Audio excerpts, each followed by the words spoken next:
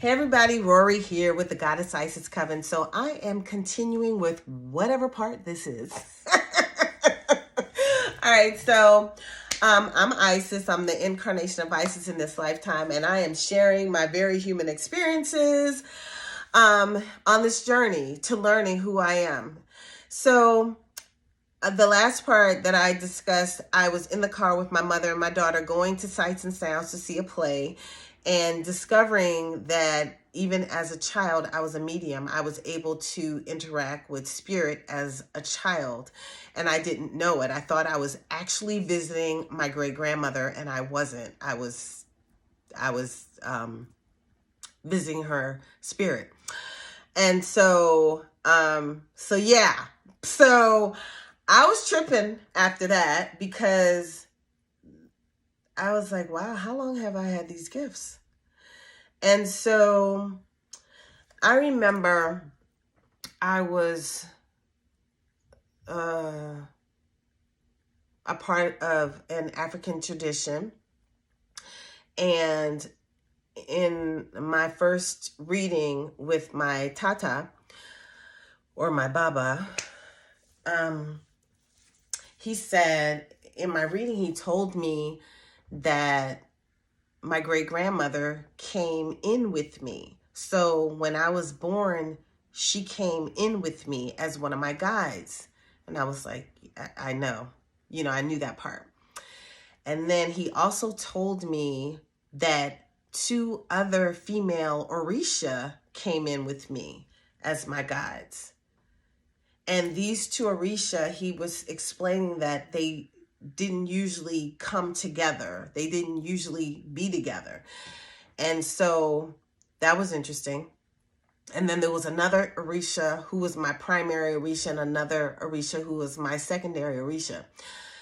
And he found that those 2 that came in with me, he found that very interesting. And then I remember another time, me and my god sisters were sitting on the mat and we were eating, and I remember my madrina, she said, this one here, like she was channeling, and she goes, this one here, ooh, you better watch her, she's gonna be something. And I forget what she said, but she was saying that I was gonna be something big or something. And I was just like, okay. And that was very interesting as well. And then she stopped communicating in front of everybody about whatever she was going to say. She kind of caught herself and stopped. And by this time, I knew who I was. I knew that I was Isis at this time when I had that particular experience. But I didn't share it with them. And I didn't share with my Baba either, that I knew who I was. But it's interesting that these Orisha came in here with me, so they knew who I was. And there's been a reason for all of this, And what I learned on this journey is that